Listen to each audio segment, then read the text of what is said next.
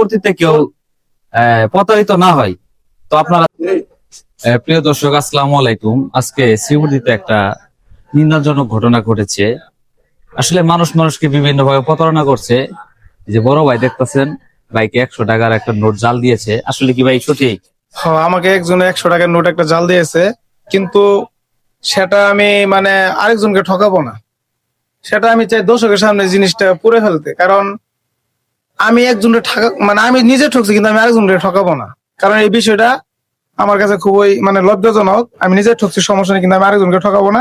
আসলে আপনাদের সামনে এই যে আমি আমার নোটটা একটু দেখাই দেন। এই যে নোটটা, আসলে এটা কিন্তু জাল নোট। প্রিয় দর্শক, জাল এই যে সভাপতি ভাই কিন্তু এটা 100 টাকা একটা জাল দিয়েছে। কে জানি কে বা কারা। আমি আপনাদের সামনে এটা আপনাদের মাঝে এখন এই যে পুরে দিয়ে হবে, আসলে যাতে পরবর্তীতে কেউ প্রতারিত না হয়।